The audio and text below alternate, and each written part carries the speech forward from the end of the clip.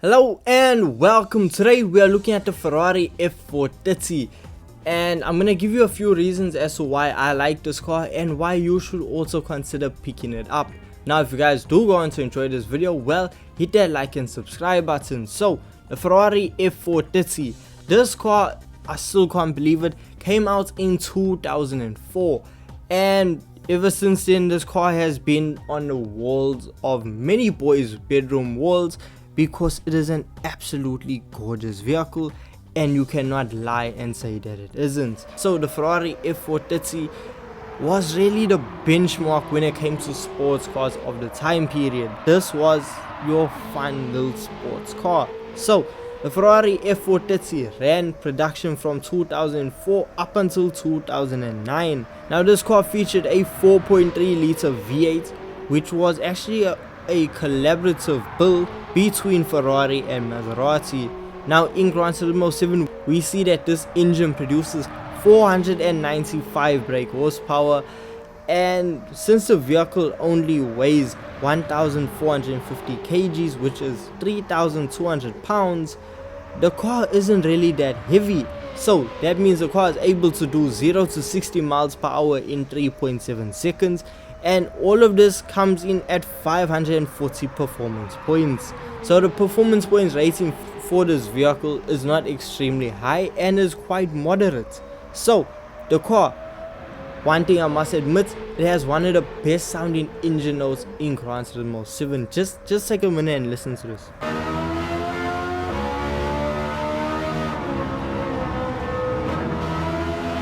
And while we're on the topic of this having one of the best of something, this car has one of the best interiors. If you head on over into the interior view, it's just such a good model that they've made for it, that it's almost as if you play in VR, I swear you'd smell the leather from this interior. So we don't really care about that if you don't have VR and all of that. If you just want to know how this car handles in Gran Turismo 7. So when it comes to the standard performance, the acceleration of the car is honestly responsive. The car, since it has no turbochargers helping it or superchargers, the response is immediate. The minute you put your foot down, the car is listening to your inputs. Now the car we see around Kyoto Driving Park on the main straightaway, the car reaches just under 250 kilometers per hour, coming at 247 kilometers per hour, and the minute you slam on the brakes, the car slows down and you get around the corner. And that's what I can appreciate. The braking system in the Ferrari F430 has to be really exceptional. You can feel that the braking system is, well, Brembo did an incredible job at just making sure that the vehicle slowed down more than enough. Now the braking system can still handle this vehicle producing a lot more power before you really start thinking, okay, I need to upgrade this braking system. Now when it comes to handling, the suspension, the way it's set up once you purchase this car from Brand Central or from the used car dealership. Oh, and by the way, this car costs 243,200 credits, but from the used car dealership it will run you 200,000 credits exactly.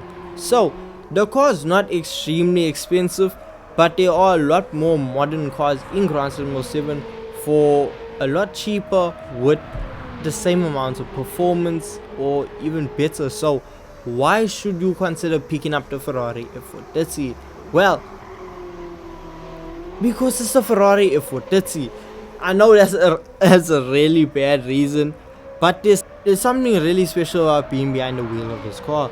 The way it takes corners is so sophisticated. Yes, it has its odd moments of understeer, but the minute you can actually get the vehicle to slide out or just go around corners beautifully, then you will really appreciate how simple and how far Ferrari has actually come. So the Ferrari F430 standard suspension sets up perfectly for track use. There is not much body roll and you will see the car listening to your inputs. Now if you are a bit adventurous and you want a lot more power out of your Ferrari F40, well, you can head on over to the tuning shop Now when it comes to fully upgrading this car, you are going to spend quite a lot of money. And unlike the Ferrari 458, this car actually comes with stage 5 weight reduction, which is 300,000 credits. Yes, the weight reduction costs more than the entire car. You are going to see yourself removing just over 300 kgs from the vehicle, which is honestly such a ripoff. The car doesn't need it. It's not going to be so dramatically different once you purchase this 300,000 upgrade. The car's performance will improve, but not that drastically. So when it comes to performance, we see the vehicle has 727 brake horsepower and a weight of 1,131 kgs. So the car's overall performance is quite decent considering the age. Now if we head on over to GT Auto, we see that we actually do have some visual upgrades for this car. Now yes, it is only one front lip, one side skirt option, and the ability to add a custom rear wing. So it's really up to you, or you could just head on over and swap on a livery. Now when it comes to heading back out onto circuit, well, you're gonna notice something. This car performs incredibly well. It is extremely fast. Now when it comes to corners, you see yourself not even reaching for that brake pedal because you're able to take corners absolutely flat out without fear of this vehicle stepping out. However, if you don't really bang the tuning correctly, you will see a lot of movements in the rear end, and the car will want to slide out quite a bit. But that's only if you're running with no traction on, which, I mean, if you're running with traction, okay, good for you. But to really experience what this vehicle is fully capable of, you need to turn traction off. And this car handles corners absolutely beautifully. The response when it comes to steering is almost immediate. It's so responsive that it's very darty, and you cannot overcorrect too much because then the Ferrari will try and fight you a bit. But if you're able to really just nail it in, you can set extremely fast lap times in the Ferrari. That's it. Now obviously the Ferrari 458 will dust this vehicle. In yesterday's video with the 458, people are saying the F8 will destroy the 458. So what is the reason? Why do you need to purchase this Ferrari F430? There's just a feeling that you can't capture on camera with the emotion that this vehicle makes you feel, that you don't get from the 458 or even from the F8 Tributo. The 430 just has this innocence about it, to be like, this is a pure form. It's very early days Ferrari, but you can see this is when they start taking their Ferrari info and really learning how to put it to full use. And you can feel that come across in game with the F430.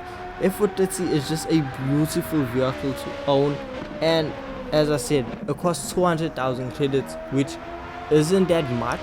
Now when it comes to the vehicle being fully upgraded, even if you detune it, the car is not going to be incredibly good for the WTC 600 or 700, but the car is still a lot of fun and just well worth the money in my opinion.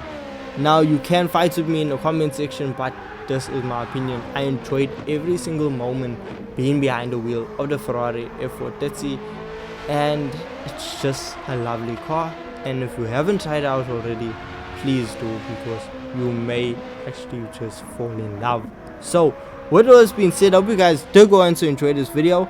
Don't forget, leave a like and subscribe for more Gran Turismo 7 content, and I'll see you in the next one. Peace.